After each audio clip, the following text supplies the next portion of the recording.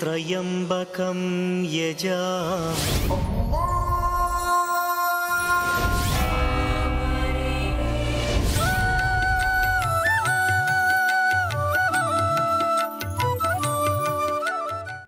வணக்கம். வேந்தரின் ஆன்மீக நிகழ்வுகள் இறைச்செய்திகளின் தொகுப்பிற்காக காவேரி ஜெகநாதன். முதன்மை நிகழ்வுகள். திருவப்பூர் முத்துமாரியம்மன் கோவில் தேரோட்டம், வடம் பிடித்திழுத்து பக்தர்கள் தரிசனம்.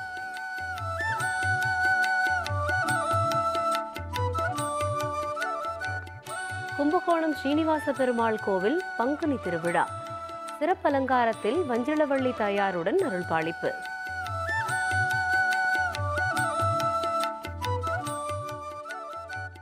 சிவகங்கை சுப்பிரமணிய சுவாமிக்கு பிரம்மோற்சவம், அரோகரா முழக்கத்துடன் நடைபெற்ற கொடியேற்றம்.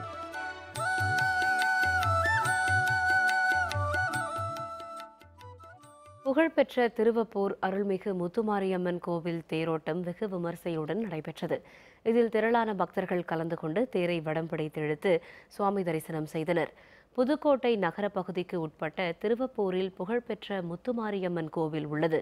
இந்த கோவிலில் கடந்த பிப்ரவரி மாதம் 24ஆம் தேதி பூச்சொரிதல் விழா நடைபெற்றது. அதனைத் தொடர்ந்து கடந்த 3ஆம் தேதி மாசி தேரோட்டம் கொடியேற்றத்துடன் தொடங்கியது. இதையொட்டி நாள்தோறும் அம்மனுக்கு சிறப்பு அபிஷேக ஆராதனைகள் நடைபெற்றன. பின்னர் காலை மாலை என இரு வேளைகளிலும் அலங்கரிக்கப்பட்ட பல்லக்கில் எழுந்தருளிய அம்மன் வீதி உலா சென்று பக்தர்களுக்கு அருள் பாலித்து வந்தார்.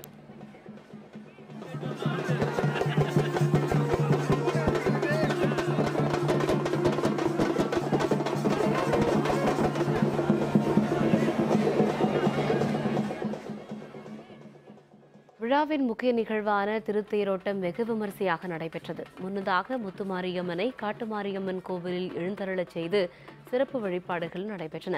அதனைத் தொடர்ந்து அலங்கரிக்கப்பட்ட திருத்தேரில் எழுந்தருளிய முத்துமாரியம்மன் வீதி உலா சென்று பக்தர்களுக்கு அருள் பாலித்தார். நிகழ்ச்சியில் ஆயிரக்கணக்கான பக்தர்கள் கலந்து கொண்டு தேரை வடம் பிடித்து இழுத்து சுவாமி சகரணம் செய்தனர்.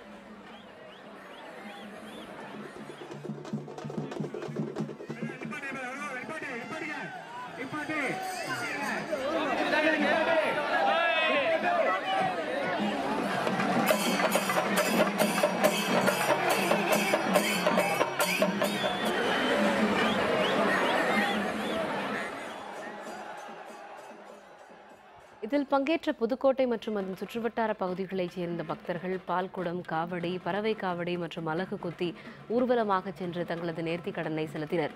இதேபோல் குழந்தைகளை கரும்பால் தொட்டில் கட்டி அதை கோவிலுக்கு ஊர்வலமாக எடுத்து வந்தும் பக்தர்கள் நேர்த்திக் கடன் செலுத்தினர்.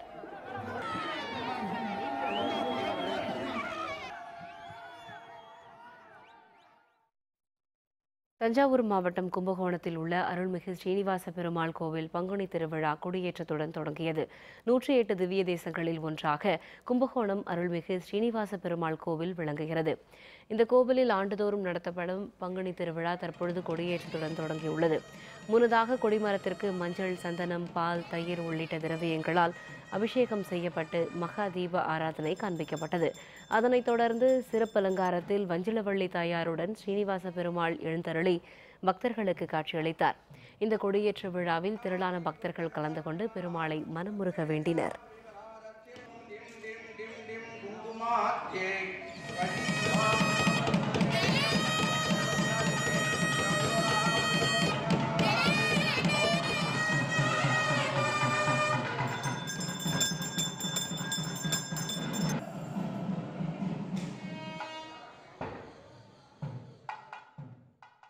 பங்குனி திருவிழாவையொட்டி நாள்தோறும் காலை மற்றும் மாலையில் பல்வேறு அலங்காரத்துடன் சுவாமி வீதி உலா நிகழ்ச்சி நடைபெறுகிறது. அதனைத் தொடர்ந்து வரும் 15ஆம் தேதி மாலை பிரசித்தி பெற்ற கல்கருட சேவையும் 20ஆம் தேதி விழாவின் முக்கிய நிகழ்ச்சியான தேரோட்டமும் நடைபெற உள்ளது.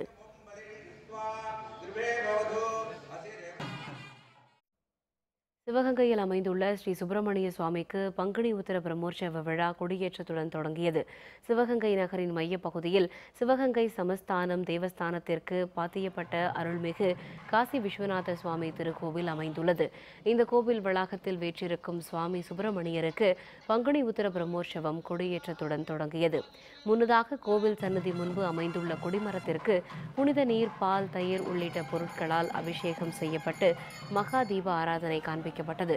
சுப்பிரமணிய சுவாமியின் உருவகம் பொறிக்கப்பட்ட திருக்கொடி அரோகரா முழக்கத்துடன் கொடிமரத்தில் ஏற்றப்பட்டது.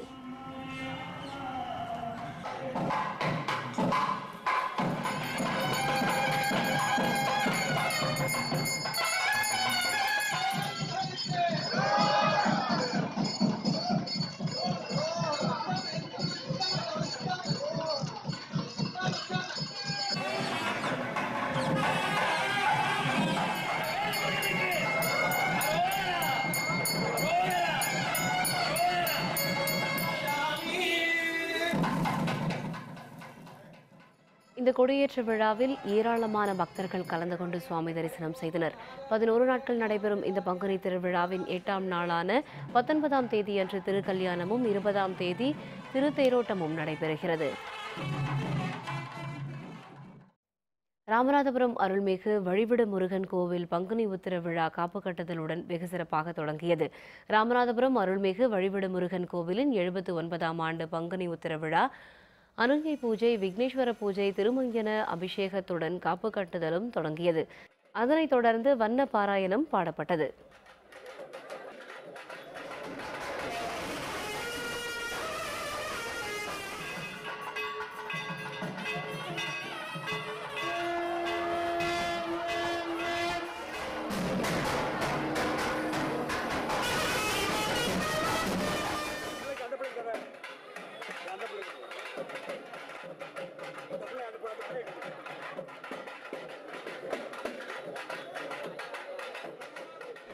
அருள்மிகு வழிவிடு முருகனின் 79வது ஆண்டு பங்குனி உத்திர பெருவிழா காப்பு கட்டுதலுடன் சீரும் சிறப்புமாக நடைபெற்றது. தொடர்ந்து 10 நாள் உற்சவம் இருக்கிறது. இந்த உற்சவ காலங்களில் ஒவ்வொரு நாளும் ஒவ்வொரு நிகழ்ச்சி இருக்கின்றது.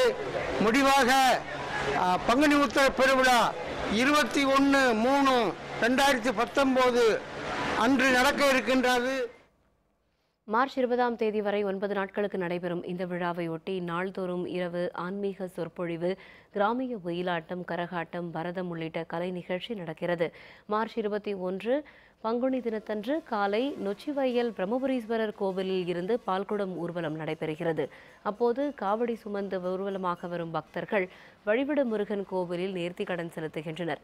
அதைத் தொடர்ந்து 21ஆம் தேதி இரவு பூக்குழி இறங்கும் நிகழ்ச்சி நடைபெறுகிறது.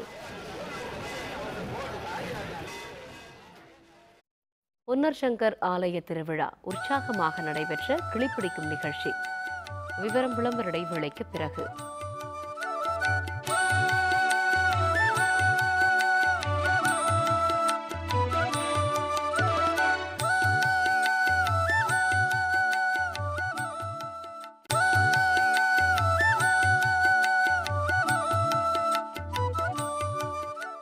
ஆன்மீக நிகழ்வுகள் தொடர்கின்றன.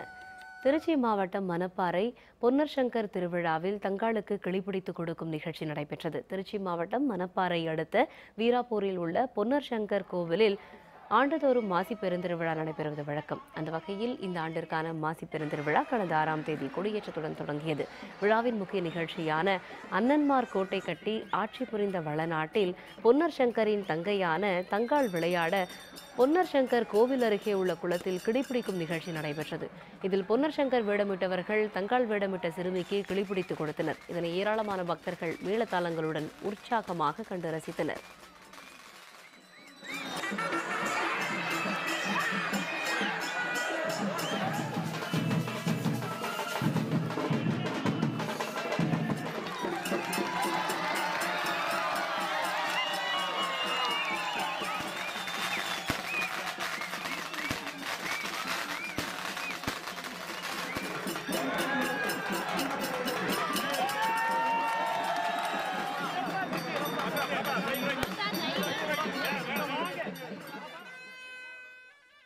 மதுரை மாவட்டம் திருப்பரங்குன்றம் முருகன் கோவிலில் பங்குனி உத்திர திருவிழா கொடியேற்றத்துடன் கோலாகலமாக தொடங்கியது.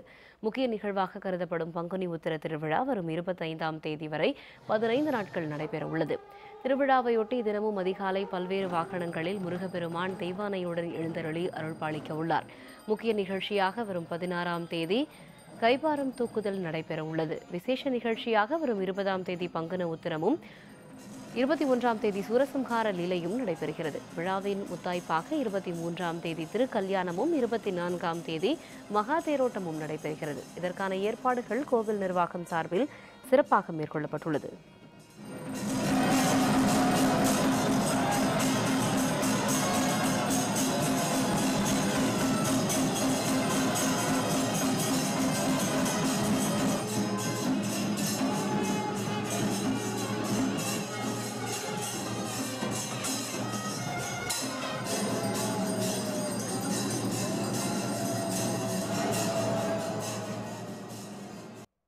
விருதாச்சலம் கொளஞ்சியப்பர் திருக்கோவிலில் பங்குனி உத்திர விழாவை முன்னிட்டு திருக்கொடியேற்றம் வெகு விமரிசையாக நடைபெற்றது. கடலூர் மாவட்டம் விருதாச்சலத்தில் அமைந்துள்ள கொளஞ்சியப்பர் திருக்கோவிலில் கொளஞ்சியப்பர் நீதிபதியாகவும் வைத்தியராகவும் அருள் பாலிக்கிறார். கொளஞ்சியப்பர் சுவாமியிடம் பக்தர்கள் தங்கள் கோரிக்கைகளை வைத்து எழுத்து மூலம் பிராது அனுப்புவார்கள். கோரிக்கைகள் நிறைவேறியவர்கள் 90 நாட்களுக்கு பின்னர் பிராதை திரும்ப பெற்றுக் கொள்வது இந்த கோவிலின் சிறப்பம்சமாகும். இந்த கோவிலின் பங்குனி உத்திர விழாவை முன்னிட்டு வேத வாத்தியங்கள் முழங்க கொடியேற்றம் நடைபெற்றது. இதனைத் தொடர்ந்து கொளஞ்சியப்பர் மற்றும் சித்திர விநாயகருக்கு சிறப்பு அலங்காரத்துடன் மகா தீப ஆராதனை காண்பிக்கப்பட்டது. இதில் திரளான பக்தர்கள் கலந்து கொண்டு சுவாமி தரிசனம் செய்தனர்.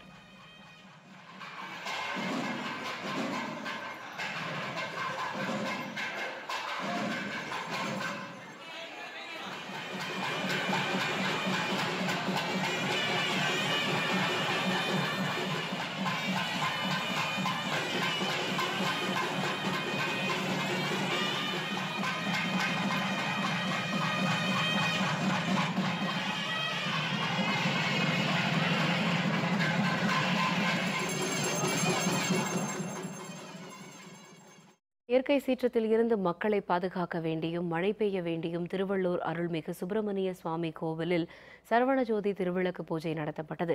திருவள்ளூர் மாவட்டம் சிறுவாபுரியில் புகழ்பெற்ற அருள்மிகு சுப்பிரமணிய சுவாமி திருக்கோவில் அமைந்துள்ளது. இந்த கோவிலில் மாசி கிருத்திகையை முன்னிட்டு சிறப்பு அபிஷேகம் மற்றும் ஆராதனைகள் நடத்தப்பட்டன. அதனைத் தொடர்ந்து இயற்கை சீற்றத்தில் இருந்து மக்களை காப்பாற்ற கோரியும் பருவமழை தவறாமல் பெய்ய வேண்டியும் சரவணஜோதி திருவிளக்கு பூஜை நடைபெற்றது. முன்னதாக பெண்கள் வாழை இலையில் பச்சரிசி குங்குமம் வைத்து திருவிளக்கேற்றி வழிபட்டனர்.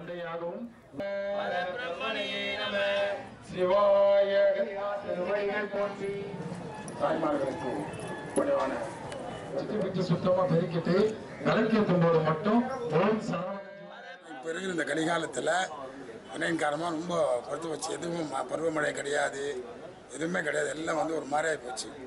இது உலக மக்களை கஷ்டப்படுறதுக்கு கடவுளாகிய முருகப்பெருமானும் அவர் சார்ந்த இந்த நவகோடி சித்தரசிகள் தொடர்ந்து பூஜை பண்ணும்போது தான் இதிலேருந்து நம்ம விடுபட முடியும் என்று எங்களது ஆசான் எங்களுக்கு சொல்லி உலக மக்களுக்கு இதை அறிமுகம் செஞ்சு வச்சுட்டு வராங்க. உலக மக்கள் எல்லாம் இந்த சித்தர் பூஜை வழிபாடை பண்ணும்போது பருவமழை தவறாமல் பெய்யும். கடந்த 2 மாதங்களாக 6 படை வீடுகளும் திருவிளக்கு பூஜை நடத்தி உள்ளோம். இந்த திருவிளக்கு பூஜையின் நோக்கம் உலக சீற்றங்களிலிருந்து மக்களை காப்பாற்ற, நாடு முழுக்க பருவமழை தவறிவிட்ட காரணத்தினால் ஆங்காங்கே உள்ள பகுதி வாரியாக அங்குள்ள மக்கள் அனைவரும் ஒன்று கூடி முருகப்பெருமானை அழைத்து ஓம் சரவண ஜோதியை நமோ நம, ஓம் சரவண ஜோதியை நமோ நம என்ற திருநாமத்தை சொல்லி திருவிளக்கை ஏற்றி சைவத்தை மேற்கொண்டு அன்னதானமிட்டு வணங்கி வந்தால் நிச்சயமாக சத்தியமாக அந்த பகுதிகளெல்லாம் பருவமழை தவறாமல் பெய்யும். கம்பரேஸ்வரர் ஆலய பங்குனி உத்திர விழா துணை சபாநாயகர் பங்கேற்று சுவாமி தரிசனம். விவரம் விளம்பர இடைவேளைக்கு பிறகு.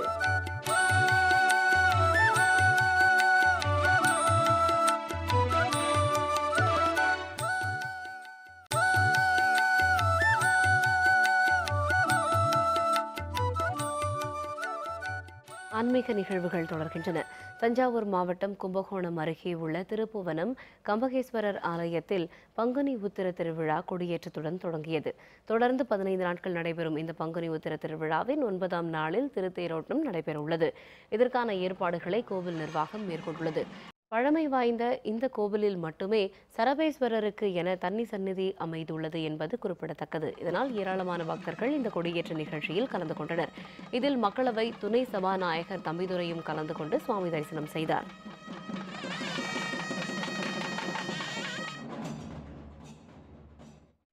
பெரம்பலூரில் பிரசித்தி பெற்ற அருள்மிகு மதனகோபால சுவாமி கோவிலில் பங்குனி உத்திர விழாவை முன்னிட்டு கொடியேற்றம் வெகு விமரிசையாக நடைபெற்றது.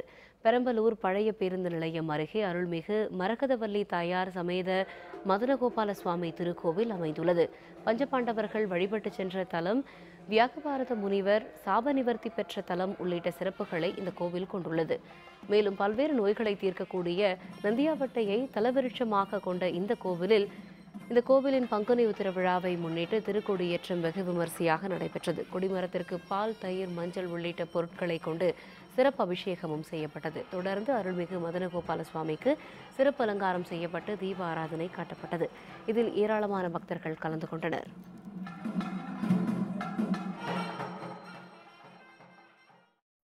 கன்னியாகுமரி மாவட்டத்தில் புகழ்பெற்ற மண்டைக்காடு பகவதி அம்மன் கோவிலில் 9வது நாளாக நடைபெற்று வரும் மாசிக்கொடை திருவிழாவில் ஆயிரக்கணக்கான பக்தர்கள் கலந்து கொண்டு சுவாமி தரிசனம் செய்தனர். மண்டைக்காடு என்ற பகுதியில் உள்ள மண்டைக்காடு பகவதி அம்மன் கோவில் புகழ்பெற்ற ஆன்மீக ஸ்தலமாகும். இந்த கோவிலில் தமிழகம் மட்டுமின்றி கேரளாவைச் சேர்ந்த பக்தர்களும் அதிகமாக வந்து அம்மனை தரிசனம் செய்கின்றனர். மேலும் கேரளாவின் கொல்லம் பகுதியைச் சேர்ந்த பெண்கள் இந்த கோவிலுக்கு இருமுடி கட்டி வந்து பொங்கலிட்டு அம்மனை தரிசித்து செல்வதால் இது பெண்களின் சபரிமலை என்றும் அழைக்கப்படுகிறது. இந்த நிலையில் மண்டைக்காடு பகவதி அம்மன் கோவிலில் 10 நாட்கள் நடைபெறும் மாசிக்கொடை திருவிழா உற்சாகமாக தொடங்கியது. 9வது நாளாக நடைபெற்ற இந்த திருவிழாவில் பெரிய சக்கர தீவெட்டி முன்பாக பவனி வந்த அம்மன் பக்தர்களுக்கு காட்சியளித்தார். இதில் ஆயிரக்கணக்கான பக்தர்கள் கலந்து கொண்டு சுவாமி தரிசனம் செய்தனர்.